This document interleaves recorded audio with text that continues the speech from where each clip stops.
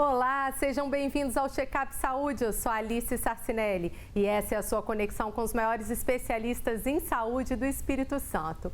Quero hoje falar com a família inteira, com pai, com mãe, pode chamar as crianças também, porque a gente vai tratar de prevenção de abuso sexual, um assunto sério, mas que precisa ser encarado de frente. E aqui o nosso compromisso é com você. Você pode também mandar sugestões aqui para o programa. Aqui no QR Code você me acessa nas minhas redes pessoais, aqui ó, nesse QR Code. Ou também pode ter acesso às colunas no Vida Saudável dentro do jornal Folha Vitória. Manda sua dúvida, manda sua participação, que você pode estar aqui no Check-up Saúde da próxima semana.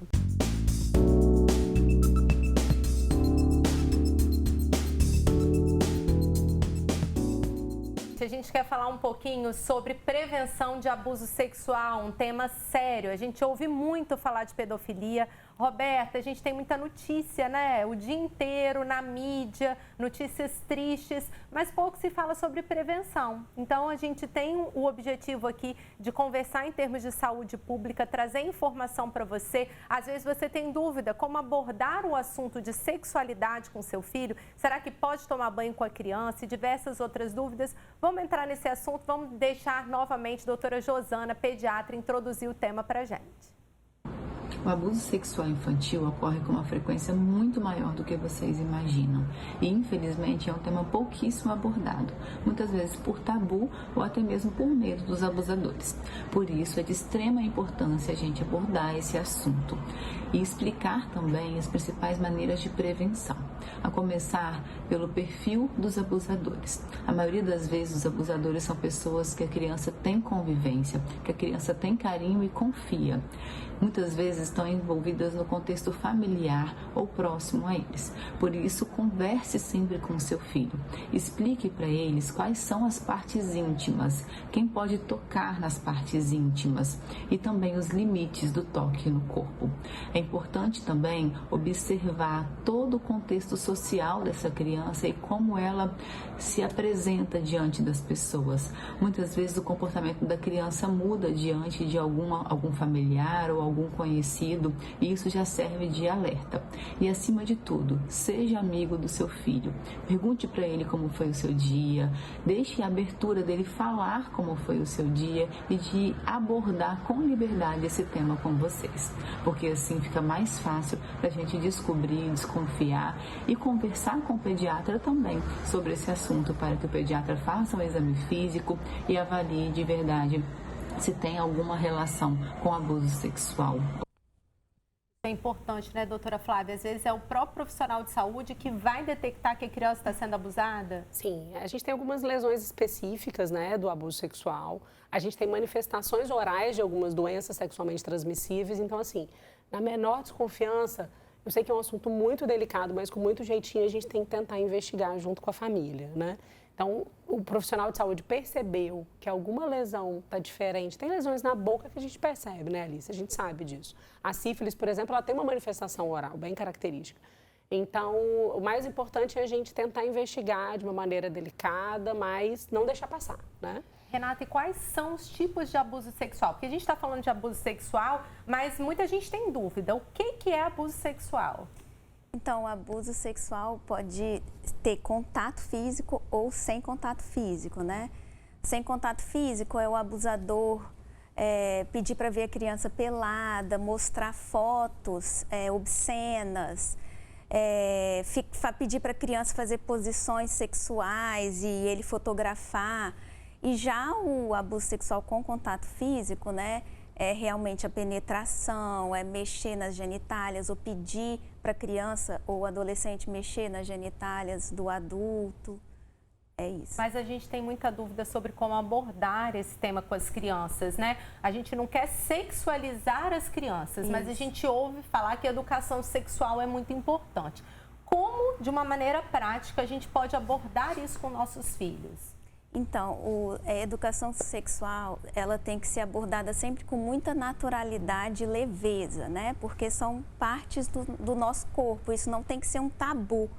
Porque senão a criança acaba indo perguntar para outra pessoa em outro lugar, futuca a internet. Então, e quando ela pergunta para a gente é até melhor, porque mostra que ela confia na gente, né?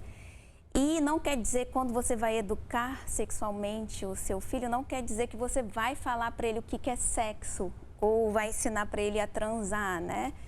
Você vai falar das partes do corpo, quais são as partes íntimas, qual a diferença da genitália masculina e da genitália feminina, dar um nome certo, né? Porque a gente tem mania de botar apelido, né? Não pode, né, colocar apelido, né? Não é ideal. Pode, mas você tem que falar o nome certo também, porque às vezes o abusador, ele só usa o nome técnico e aí a criança, não, mas então na vagina pode, mamãe falou que não pode na pepeca. Entendeu? Então, é sempre que se a Mas gente... é um tabu falar e a gente também tem parte das pessoas que acham que isso, por exemplo, não é assunto de escola, né? Que deveria ser tratado em casa, que é difícil falar de assédio sexual com criança. Qual que é o limite do papel da escola nisso, Juna? A escola não só precisa trabalhar a educação sexual e aí a equipe precisa estar preparada para poder, por meio de livro, quando são menores, né? Quando vai ficando mais velho, a gente consegue outros meios para poder conversar sobre. Sempre junto à família, então existem famílias e famílias, existem religiões que pedem um pouco mais de cuidado e a gente precisa respeitar isso, mas precisa ser trabalhado. E a escola é muito importante para poder notar quando alguma coisa está errada, algo está acontecendo, a escola é parceira da família, tanto de um lado como de outro. É o olhar atento do profissional. Isso, às vezes a criança não expressa em casa, mas expressa na escola, né? É, porque confia. O ambiente que ela mais confia fora o familiar é a escola. Então, os adultos que ela tem contato fora os adultos da família são os adultos da escola.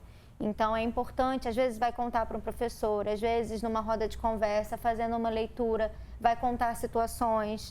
Pediu para ficar em tal posição, pediu para ver... começa, por exemplo, as músicas, desenho, né? Ou então faz brincadeiras com posições sexuais. Chama o amiguinho. Porque eu vi minha mamãe assim, aí o titio pediu para eu ficar assim também. E isso a gente consegue perceber. Então, não só as professoras regentes, como também as auxiliares, as cuidadoras. Tem que estar atentas. Sim, na troca de fralda, né? Quando são menores. Na ida ao banheiro, às vezes também está sentindo ardência, está sentindo dor. Tanto o menino quanto a menina, e aí às vezes tem alguém que acompanha no banheiro, por mais que eles sejam maiores, tem sempre um inspetor, um coordenador que esteja por perto, e aí na família também comentar sobre a escola. Já adiantando aqui um pouco o assunto, a família também precisa ter esse feedback, porque às vezes, infelizmente, o abusador pode no estar seio familiar. Ou no seio da escola. Da escola. Então, os dois lados precisam trabalhar em parceria. A gente teve um caso recente no Espírito Santo de um professor, né? A gente ouve falar sempre, mas infelizmente acho que foi em Cariacica, um pedófilo dentro da escola. Então, a gente realmente, infelizmente, toda criança, gente, está sujeita a abuso sexual. Por isso que esse é um assunto para todo mundo. A gente tem que defender nossas crianças a partir da educação. Mas criança faz muita pergunta difícil, né, Renata? Muita.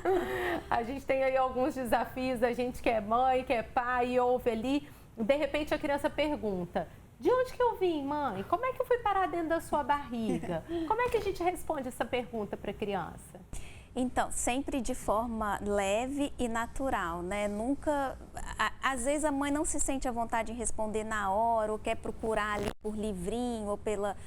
como falar de uma forma mais lúdica com a criança, então ela pode falar para a criança, filha, essa pergunta sua está muito interessante, a mamãe vai estudar, vai pesquisar. Porque a gente não tem todas as respostas, às vezes a gente é pego de surpresa. Aí eu gostei dessa saída, vou estudar um pouquinho. Vou comprar um livrinho para você.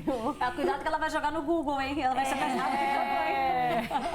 E eu acho legal sempre devolver, mas o que você sabe desse assunto, para a gente também saber o que... Porque às vezes a criança sabe. Já ouviu de uma outra criança também, não é só de um abusador, né? Eles comentam entre eles. E tem estudos que falam que criança de 9 anos, eles já sabem o que é relação sexual, assim, eles estão muito à frente e a gente como mãe evitando, não, vou esperar ele crescer mais um pouquinho para falar desse assunto e isso vai só... Eu lembro que a Maitê uma vez, ela era bem pequenininha, tipo, jamais imaginava que uma criança de 3, 4 anos fosse fazer uma pergunta dessa. E eu fiz um teatro para ela na hora. Eu falei, era uma vez a mamãe Beta. Era uma vez o papai Juliano. Eles namoraram e nasceu a Tetê. Fiz assim. Que linda! E ela ficou satisfeita. E ela replicava isso. Era uma vez a mamãe Beta, era uma vez o papai Juliano, nasceu a Tetê. Porque ela queria era um lúdico, né? Entendeu? Eles não têm a intenção sexual. Eles não têm hormônios sexuais ainda. Eles não têm essa intenção de saber por que quer fazer o sexo. Não, é tudo uma curiosidade. A criança, ela nasce cientista, ela nasce curiosa, né? E a gente, quanto mais ela souber pela gente, melhor do que ela procurar. E uma fora. dúvida muito comum é sobre a exposição da nudez na frente da criança no seio familiar. A gente pode tomar banho pelado com o filho, o pai com a filha, a mãe com o filho homem, né? Ver as partes íntimas, tem uma idade limite para isso? O que é considerado saudável? Então, é uma questão muito particular também. Cultural. Cultural, assim, na minha casa não tem problema nenhum. A gente anda pelado, toma banho junto, mas tem casas que não. E isso é normal também, é aceito. Não quer dizer que os filhos não verem os pais pelados, que o assunto não possa surgir e ser falado com naturalidade. Mas existem profissionais que falam que a partir dos 3 anos, o pai não pode mais tomar banho com a filha e nem a mãe com o filho, só se for do mesmo sexo. Mas, de novo, é uma questão assim, muito particular. Se na sua família isso não é um problema, então segue, trata com naturalidade. E quando a criança faz aquela pergunta difícil, papai, por que meu piu-piu, meu pênis está duro? O que a gente responde numa saia justa dessa, Renata? Ai, meu Deus, eu vou passar por essa fase. Então, a gente tem que entender que a ereção da criança é uma ereção espontânea, né? Não indica prazer, ou visualmente viu a mãe e ficou, né, excitada. Então, mas a gente explica naturalmente, filho, o seu pênis fica ereto porque foi mais sangue para esse lugar. Depois ele vai ficar mole de novo porque o sangue vai para outras partes do corpo. Isso quer dizer que seu corpo está funcionando bem. Aproveitar também e lembrar para a criança, ó, ninguém pode tocar nas suas partes íntimas, nem você tocar nas partes íntimas dos outros, por isso que elas são tampadas com a calcinha ou com a cueca. Aproveitar essas perguntas e frisar para a criança, também deixar bem claro, ninguém pode falar para você guardar um segredo do papai ou da mamãe, principalmente se for uma coisa ruim, nunca... se alguém te falar para você guardar segredo, é aí que você tem que me contar. Isso é educação sexual, sabe? Não é só falar do sexo ou do ato sexual. E tem criança, né? Porque alguns sinais aí, depois eu quero que você esclareça pra gente alguns sinais que a criança possa estar passando abuso. Mas eu já vi que é muito comum a criança ter uma fase infantil de masturbação, que não seria uma masturbação sexual. Uma criança de 2, 3 anos, que tem curiosidade, fica com a mão nas suas partes íntimas, os pais repreendem. Como que a gente lida com isso? Então, a gente fica bem constrangido, né? Mas geralmente no desfraude, a criança tem mais acesso àquela parte do corpo, né? Quando ela já está desfraldada. Então, ela começa a mexer ali, né? O menino no banho também mexe muito e aí não quer dizer também que ela está erotizada ou que ela está sentindo alguma coisa. De novo, ela não tem hormônios sexuais já, né? Então, ela vai mexer ali, ela vai perceber que tem uma sensação diferente. Não quer dizer que ela está se masturbando, né? E a gente quer saber da nossa especialista como desconfiar que uma criança do nosso convívio está passando por abuso sexual, Renata. Então, um sinal universal, né, é a mudança de comportamento, principalmente se a criança fica muito agressiva. Além disso, quando ela vai brincar, ela começa a erotizar as brincadeiras, ou fazer posições sexuais, ou imitar o sexo oral, o que fizeram com ela, né? Aí você chega com a criança e pergunta, filha, por que você está fazendo essas poses, né? Tentar tirar da criança e sempre acreditar nela. Assim, às vezes a nossa primeira reação é repreender, né? Isso, para de fazer isso, não sei o quê. Quanto mais a gente tirar da criança, né? De onde ela viu isso, como, quem fez, melhor. Mas assim, mudança de comportamento, né? Dormia bem, começa a ter pesadelo, ficou agressivo. E tem pais, né, que quando a criança fica agressiva, aí começa a repreender, às vezes bater na criança, né, que não poderia ocorrer nunca. Aí a criança que não vai contar mesmo, entendeu? Vai ficar com medo. Abrir um diálogo, né? Como a doutora Josana também falou, estabelecer uma relação de confiança é importante. Aquela conversinha à noite, eu falo que à noite, a hora que a gente vai colocá-los para dormir, a hora que eles soltam umas fofoquinhas da escola, a gente aproveitar esse momento, que às vezes a gente quer tanta independência dos filhos e esse é um momento de aconchego importante. Mas desconfiou, quer denunciar, quer procurar ajuda, que a gente tem um compromisso com a saúde pública. E aí, doutora Renata, o que fazer se desconfiar ou tiver certeza do abuso sexual infantil? Então, nunca culpe a criança, porque ela já vai estar se sentindo culpada, né? Afastar a criança desse abusador, acolher, né, com carinho a criança, falar que vai sempre proteger ela e, muito importante, denunciar. Porque... E eu acho que curar as dores de quem é um adulto que foi abusado também, né, Renata? Isso. E também sempre procurar apoio psicológico, se achar que a criança está em muito sofrimento e que os pais, né, a família não vai dar conta de tirar isso da criança. E aí pode ligar para o Disque 100, pode ir no Ministério Público. Pode procurar a unidade de saúde, né, do próprio bairro, procurar ajuda de algum profissional de saúde, a própria delegacia. O conselho tutelar também é muito importante, também ajuda nesses casos. A gente recebeu denúncia de parte da família que sabia do abuso e o abuso estava sendo feito pelos próprios responsáveis. Então, a escola acionou o conselho tutelar porque a avó não poderia. Então, a escola teve também esse papel, por isso a relação de confiança e de abertura para esse tipo de conversa. Perfeito. Gente, estamos chegando ao final desse programa que foi cheio de desafios, em que a gente se colocou no lugar como pai e mãe, mas também procurou entender as dificuldades que cada uma de nós aí passou na sua maternidade. Quero agradecer muito, Roberta, por ter aberto seu coração, ter contado aí um pouquinho da sua família. Teve um momento que estava falando que meu olho estava cheio de lágrimas, principalmente mãe é bicho bobo, a gente é assim mesmo. Passou a foto da minha última amamentação, o último momento amamentando o Rico. E dá saudade, mas, né, assim, que bom que vocês me acalmaram também, viu? Obrigada pelas dicas. Já tá querendo encomendar outro, não. Eu quero um outro programa sobre como tirar a criança do meio da cama do pai e da mãe. Aí sim. É isso aí, aqui é você que pauta. Se você, como a Roberta, quer sugerir, manda pra gente. Acessa lá minha rede pessoal, @doutora Alice Sarcinelli. Pode mandar o tema que você quiser, que eu trago o especialista aqui pra você. Obrigada, Renata. Obrigada a você. Obrigada, Juna. Muito obrigada pelo convite. Obrigada, doutora Flávia. Obrigada, Alice, por tratar desses assuntos de maternidade, que a gente às vezes fica de um lado, que as pessoas acham que a gente está julgando, e quando a gente não julga, a mãe até relaxa, né? A gente sente muito isso, quando a gente fala, não, eu não condeno a chupeta, a mãe... Ai, isso aí, vamos julgar legal. menos. Gente, até o próximo Check-up Saúde. Obrigada por sua audiência.